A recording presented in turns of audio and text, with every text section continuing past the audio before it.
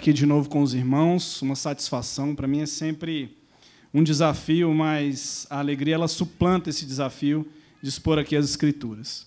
Queridos, há pessoas que gostam muito do horário de verão, outros que detestam. Eu sou daqueles que detestam o horário de verão.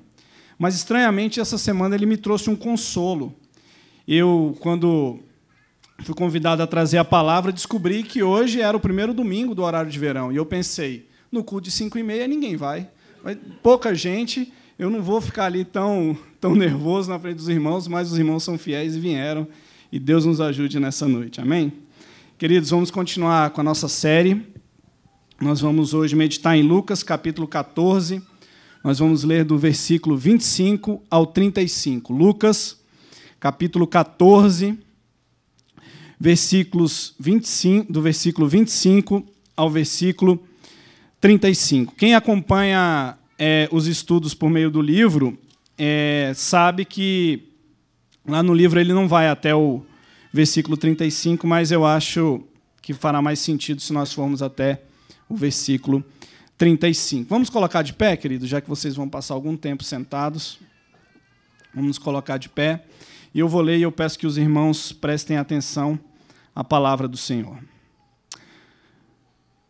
Grandes multidões o acompanhavam, e ele, voltando-se, lhes disse: se alguém vem a mim e não aborrece a seu pai, e mãe, e mulher, e filhos, e irmãos e irmãs, e ainda a sua própria vida, não pode ser meu discípulo.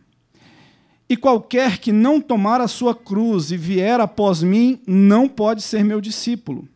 Pois qual de vós, pretendendo construir uma torre, não se assenta primeiro para calcular a despesa e verificar se tem meios para a concluir? Para não suceder que, tendo lançado os alicerces e a não podendo acabar, todos os que a virem zombem dele, dizendo: este homem começou a construir e não pôde acabar. Ou qual é o rei que, indo para combater outro rei, não se assenta primeiro para calcular se com 10.000 poderá enfrentar o que vem contra ele com 20.000? Caso contrário, estando o outro ainda longe, envia-lhe uma embaixada, pedindo condições de paz. Assim, pois, todo aquele que dentre vós não renuncia a tudo quanto tem, não pode ser o meu discípulo. O sal é certamente bom. Caso, porém, se torne insípido, como restaurar-lhe o sabor? Não presta para a terra, nem mesmo para o monturo. Lançam-no fora. Quem tem ouvidos para ouvir, ouça. Senhor nosso Deus, essa é a tua palavra, esse é o teu povo. Pai, e estranhamente, ó Deus, o Senhor convocou homens para trazer a tua palavra ao teu povo. Pai, há um risco tão grande, Senhor, e nessa noite, se o Senhor não tiver misericórdia de mim, ó Pai, eu estragar, ó Deus, a mensagem que o Senhor tem para os teus filhos. Por isso, meu Deus querido, diminui a mim, ó Pai, e exalta o nome de Jesus Cristo nessa noite. Pelo amor do teu nome, Senhor, potencializa essa mensagem, ó Deus, que é tua e é para os teus filhos. Em nome de Jesus Cristo. Amém. Podem se assentar.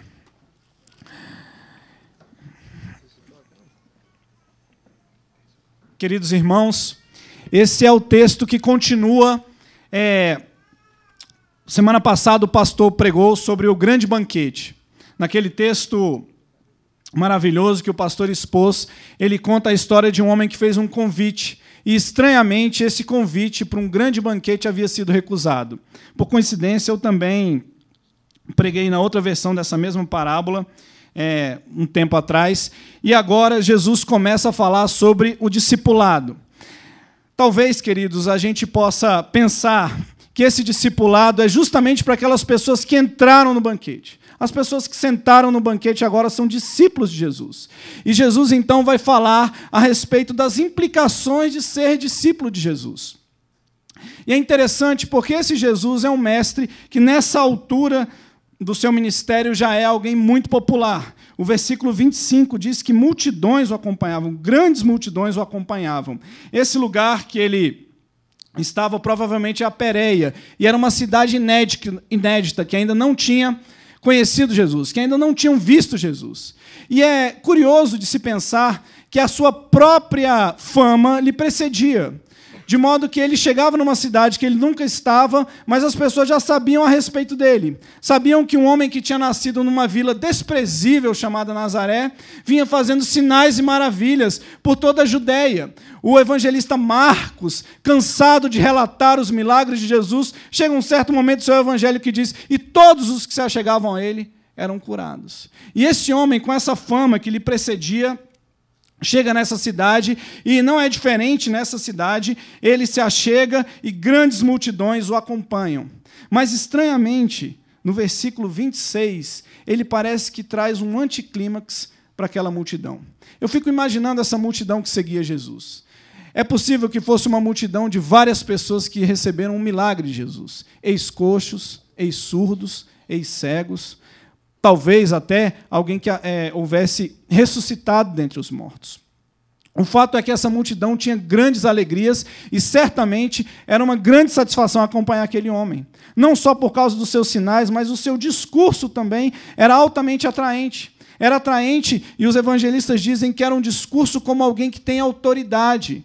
E quando o evangelho diz que Jesus era como alguém que tinha autoridade, é que eles enxergavam que aquela palavra de Jesus ela não era uma repetição de rabinos que haviam falado a respeito disso, não era uma repetição de saduceus, não era uma repetição dos fariseus, não era uma repetição dos escribas, pelo contrário, parece que aquelas palavras elas tinham autoria, Jesus era o autor daquelas palavras, e por isso os evangelistas dizem que eles se impressionavam, eles diziam: esse ensino é um ensino novo, é diferente, ele encontra assento no coração da gente, ele reafirma a grandiosidade da lei, mas ele também nos leva, ele nos encaminha para um sentimento de paz, de tranquilidade, e agora Jesus, parecendo estragar todo esse ambiente, ele traz um anticlímax. Ele vira no versículo 26 e ele começa a testar esses discípulos. E nessa noite nós vamos ver quais são, então, as implicações de ser discípulo de Jesus. De quem você é discípulo? De quem você é discípulo?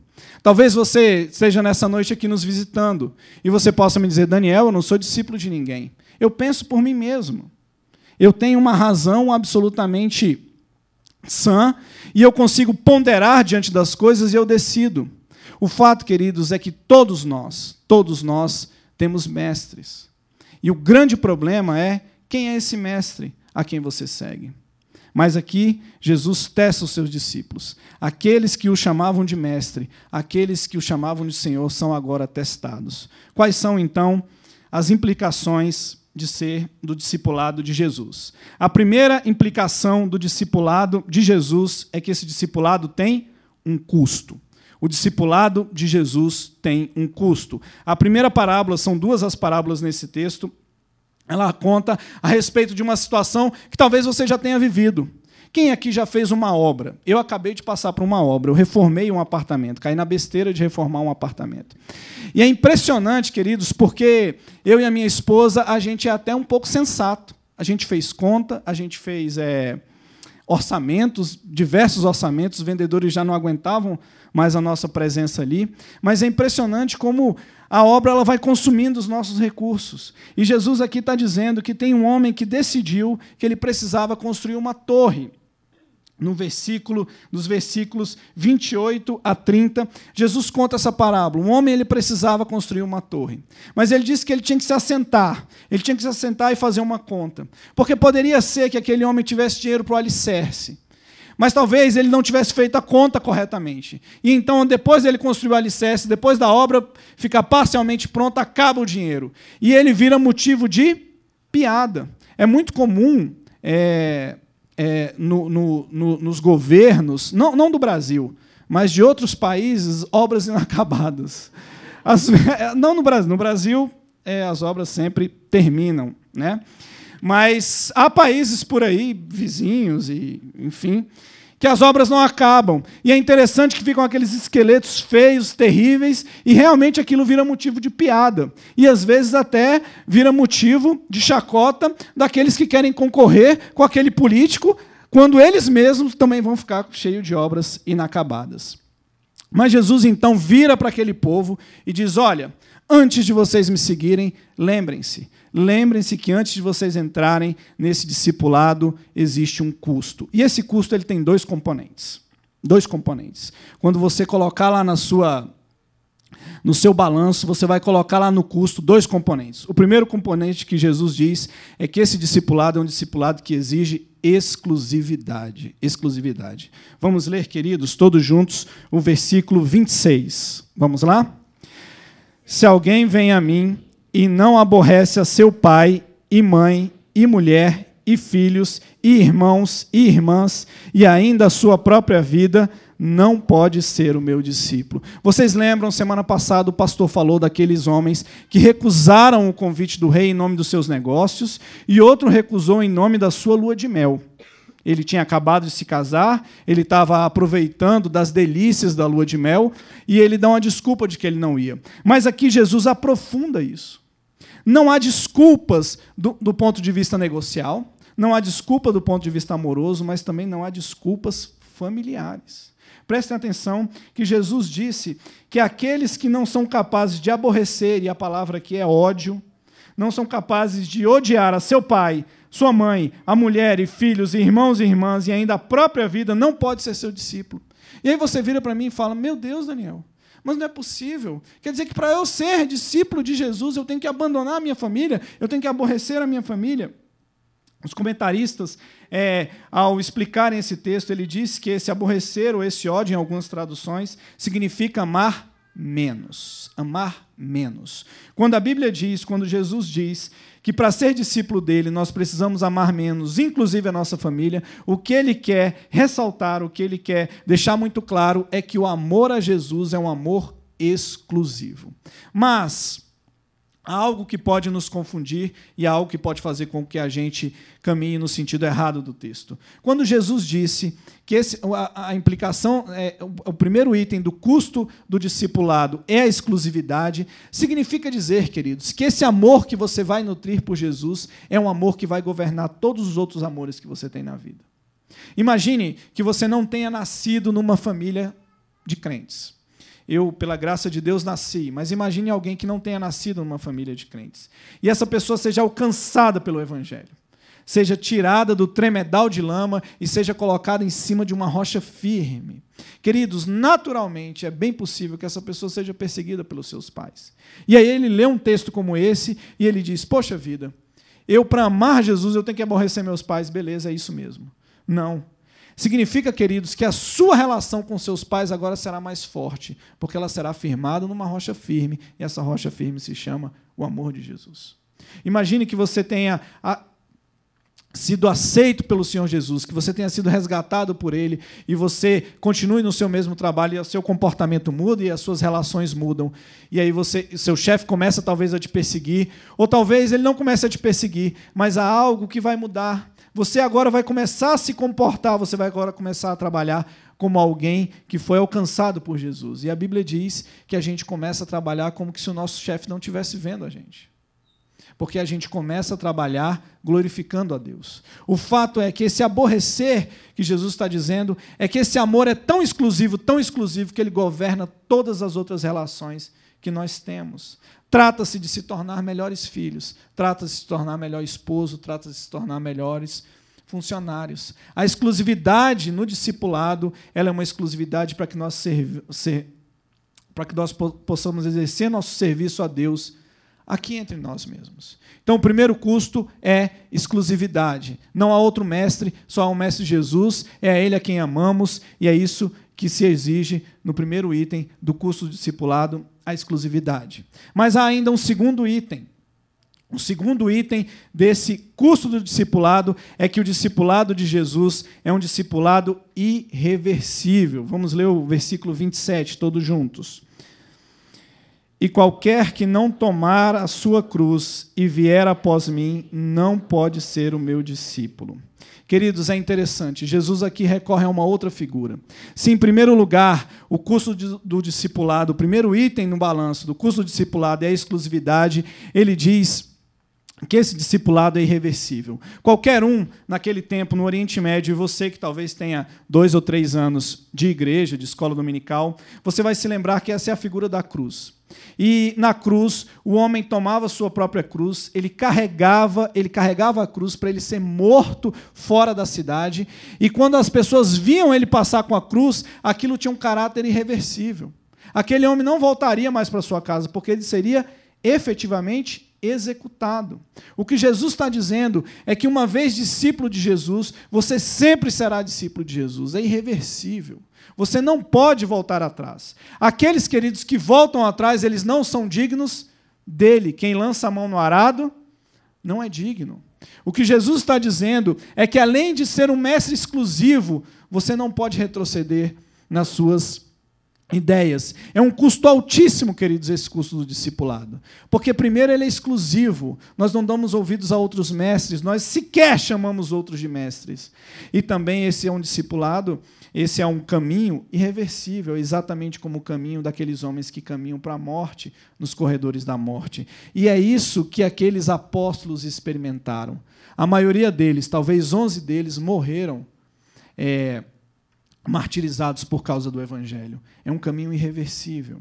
Mas, queridos, essa não é uma novidade. Jesus, em Mateus 7,14, ele fala a respeito do que é esse caminho. Ele diz assim: porque estreita é a porta e apertado o caminho que conduz para a vida. E são poucos os que acertam com ele. Naquela multidão de gente que havia sido resgatada, Jesus está dizendo: olha, lembrem-se, esse caminho não é um caminho fácil, esse é um caminho estreito, e são poucos os que acertam com ele. É curioso, porque são grandes multidões os que seguem, mas quando ele chega na cruz, todos o abandonam. Jesus olha e aquelas grandes multidões tinham mudado de mente. Aqueles que o exaltavam e o receberam como rei de Israel, agora trocaram Jesus por Barrabás. Aqueles que antes diziam que o amavam, agora estão na multidão que grita: crucifica-o. Porque são poucos, queridos, os que acertam com ele. São poucos. Alguns começam no caminho do Evangelho, começam no caminho do discipulado de Jesus, mas conforme a parábola de Mateus capítulo 13, a parábola do semeador, tem deles que a semente cai à beira do caminho, os do solo rochoso e os que ficam entre espinhos. O discipulado de Jesus, o caminho do discipulado de Jesus, muitos se perdem. Mas, queridos, nesse caminho do discipulado de Jesus, nós precisamos olhar para o construtor perfeito. E o construtor perfeito que a Bíblia nos aponta chama-se Jesus de Nazaré. Em Hebreus capítulo 12, versículo 2, ele diz: olhando firmemente para o autor e consumador da fé, Jesus, o qual, em troca da alegria que estava proposta, suportou a cruz, não fazendo caso da ignomínia, e está assentado à destra do trono de Deus. Queridos, essa parábola, ela nos lembra que Jesus ponderou a respeito de vir até a terra. Jesus tinha uma alegria que lhe estava proposta, ele tinha toda a glória no céu. Ele era glorificado com o Pai. Ele tinha uma relação completa de amor. Ele não precisava de mais nada. Mas a Bíblia conta que o construtor perfeito resolveu construir a torre. Ele fez as contas, ele desceu até essa terra e ele pagou completamente a obra. João, no capítulo 19, 30, Jesus expira na cruz e diz: está consumado. A grande obra da salvação de Deus se consumou em Jesus Cristo. Jesus Cristo foi crucificado naquele dia. E justamente porque ele, o construtor perfeito, resolveu construir o caminho da salvação, você hoje pode ser um discípulo de Jesus. Primeiro, antes de haver qualquer construção, antes de haver qualquer discipulado, houve um homem que obedeceu até a morte e se sacrificou por nós. Mas, queridos, isso não se encerrou quando ele morreu. A obra de Jesus, a grande torre de salvação de Jesus Cristo, não foi encerrada quando ele expirou. A Bíblia diz que Jesus foi ressuscitado por Deus. Justamente por causa da sua obediência, você pode ler isso lá em Filipenses 2, do versículo 9 a 11. Justamente por causa da sua obediência, ele foi exaltado. O grande construtor que essa parábola nos lembra, esse construtor sensato que construiu esse grande caminho da salvação. E não tem obra inacabada com Jesus. Jesus começa e termina, esse grande construtor foi exaltado. O breve catecismo, ele nos faz a seguinte pergunta, de número 28. No que consiste a exaltação de Cristo? A resposta, a exaltação de Cristo consiste em sua ressurreição dos mortos, em sua subida ao céu e no assentar-se à mão direita de Deus. A conclusão da obra foi plena, queridos irmãos. Ninguém vai rir quando o nosso Jesus voltar, porque a obra foi completada. E a maioria de vocês que estão aqui, eu rogo a Deus que sejam obra desse grande Redentor.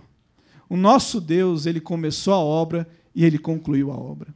Ainda que o homem tenha pecado, tenha escorregado, o nosso Deus foi enviado. E mesmo ponderando os grandes custos, ele trocou a alegria que estava proposta para morrer na cruz e finalmente ser exaltado e estar assentado à direita de Deus. Então, queridos, quando nós olhamos para o discipulado, para o custo do discipulado, pode parecer enorme, mas nos lembremos do construtor perfeito, o nosso construtor Jesus Cristo. Amém? Queridos, mas ainda há mais implicações. Se a primeira implicação é que o discipulado de Jesus ele tem um custo, a segunda implicação é que o discipulado de Jesus ele exige renúncia. Vamos ler do versículo 31 ao versículo 33.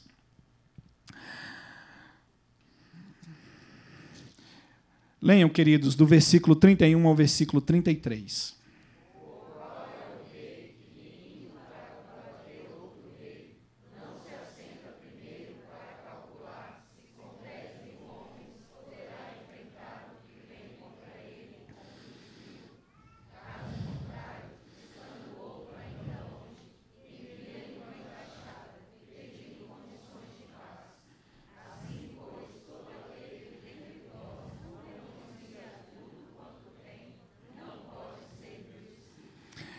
Se a primeira parábola, querido, nos conta a respeito de uma construção de uma torre, Jesus agora pega a figura de um rei.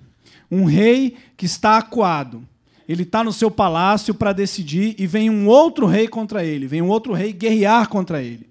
É possível imaginar que esse outro rei já esteja com as suas armas de cerco do outro lado do portão. E esse rei precisa saber, ele precisa decidir o que vai acontecer. Ele precisa saber se ele vai conseguir guerrear com metade do exército do outro, ou se ele vai promover a paz, se ele vai procurar recorrer a um acordo de paz. É mais ou menos como assim, não chega nem a ser o dobro, mas era como assim, se a Venezuela declarasse guerra contra os Estados Unidos. Eu acho que a Venezuela não tem nem, talvez, 5%, né, do poderio militar americano. Mas imagine o Maduro, que é pouco maduro, tivesse olhando aquilo e estivesse ponderando, será que eu saio contra os Estados Unidos a guerrear? Ou será que eu envio um embaixador? Eu envio um embaixador e digo assim, olha, vamos deixar isso para lá, vamos deixar isso quieto, porque vai ser terrível. Queridos, essa parábola ela tem uma aplicação levemente diferente da outra. A primeira parábola nos chama a ponderação. Nós precisamos olhar para o custo do discipulado, Jesus deixa isso muito claro, e nós precisamos ponderar. Mas essa segunda, ela tem um tempero a mais. Essa segunda, ela exige uma decisão urgente. Preste atenção, eu poderia ter decidido não reformar o apartamento. Aquele homem poderia ter decidido não construir a torre. Mas esse rei aqui, ele não pode esperar muito, ele precisa decidir urgentemente o que fazer. Se a primeira parábola nos chama a uma ponderação, essa segunda nos chama a uma decisão. E é uma decisão urgente. O rei está vindo, nada pode detê-lo. Ou você sai à guerra e você assume as consequências de guerrear com metade do exército, ou você envia um embaixador, envia alguém para promover a paz. Mas também há uma outra coisa dessa renúncia, dessa decisão. Ela é uma decisão que ela é pessoal. O rei pode até chamar os conselheiros dele, pode até trazer eles para perto e dizer, olha, como é que está o nosso exército? Nosso exército está motivado. É possível que com 10 mil a gente vença 20 mil? Como é que estão nossas armas? Como é que estão as coisas? Como é que estão as finanças? Os soldados estão alimentados? Como é que está? E os conselheiros podem dizer, olha, rei, eu acho melhor o senhor não sair. Ou os conselheiros podem dizer, vamos sair sim que a gente vai vencer. Mas, no fim, quem tem que decidir a respeito disso é o rei. Mas, diferente da outra parábola, prestem atenção, essa parábola Jesus dá o que aquele rei deveria fazer.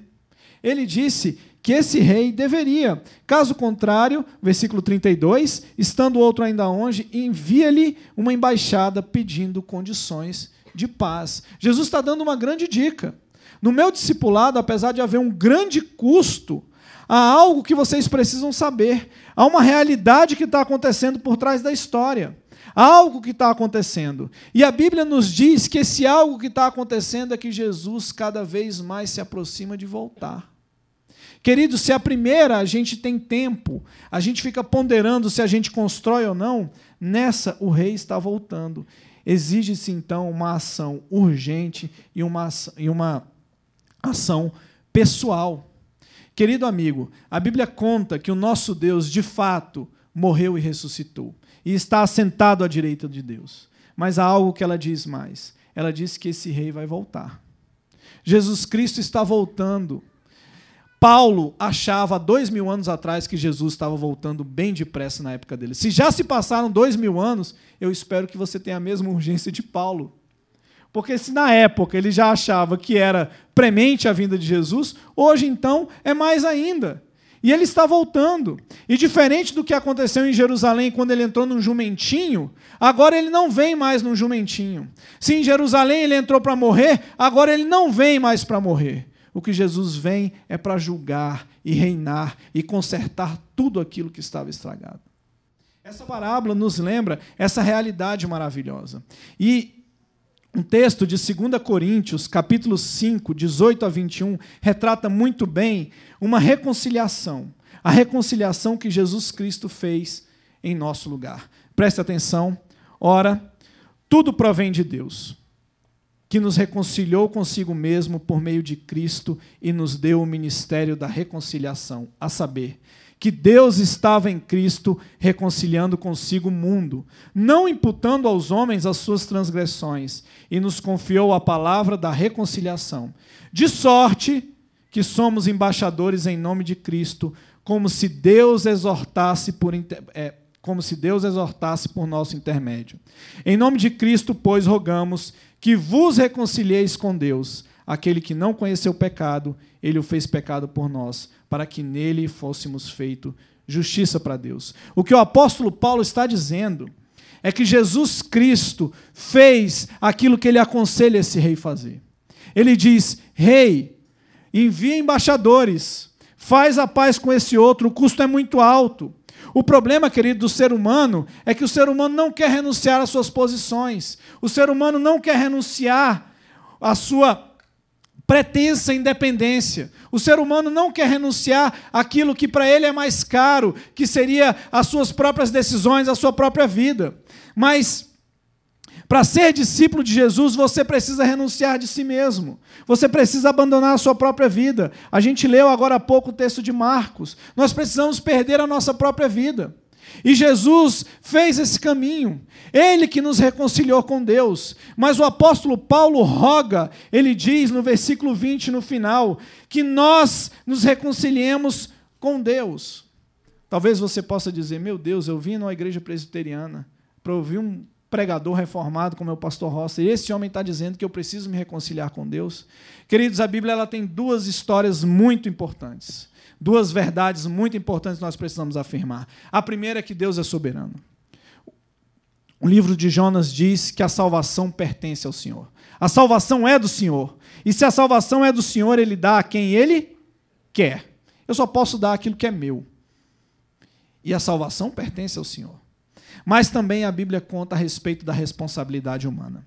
Essa semana, ouvindo o pastor Tim Keller, ele disse algo muito interessante. Ele disse bem assim, querido, quando você chegar no céu, você vai ter uma certeza absoluta, a certeza de que você não merecia a salvação, de que você está ali diante do Rei pela pura graça dele, que o seu lugar era outro, que o seu lugar não era ali junto com os santos. Você vai ter essa certeza. Mas se acontecer com você de você ir para o inferno, você também vai ter uma grande certeza que a culpa é sua. É exatamente isso que faz esse balanço entre a soberania de Deus e a responsabilidade humana. Se nós pecamos, a culpa é nossa.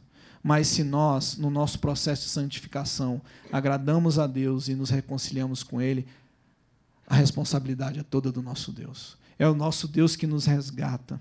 Mas é por isso que a Bíblia tem tantos e tantos alertas. Reconcilie-se com Deus. E hoje, querido amigo, eu quero te dizer isso. Talvez você esteja aqui e você tenha outros mestres. É possível que você esteja visitando essa igreja e você esteja em dúvida em quem seguir.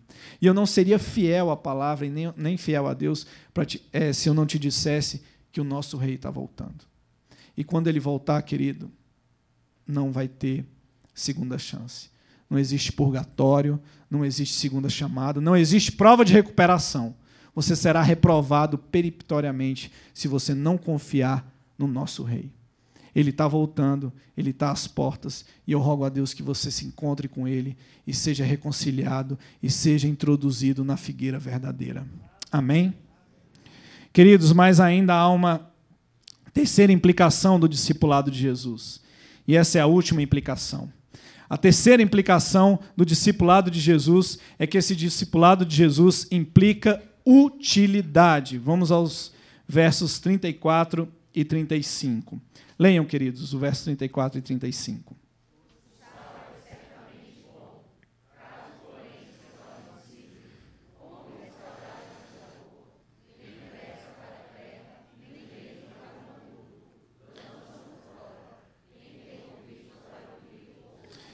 Queridos irmãos, se na primeira parábola fica claro que se aquele homem construir sem se assentar para fazer uma conta, ele vira motivo de riso, na segunda parábola é possível que aquele rei que faça paz com o outro rei, talvez perca um pouco da sua soberania, talvez perca um pouco dos recursos, mas aqui Jesus aprofunda. Ele diz que o sal que é inútil, ele vai ser lançado fora. Não é mais motivo de riso, não é mais perder um pouco da sua própria soberania, mas aqui se trata de ser lançado fora. Essa figura do sal é uma figura que todos nós conhecemos, é uma figura bastante utilizada na Bíblia, especialmente nos evangelhos.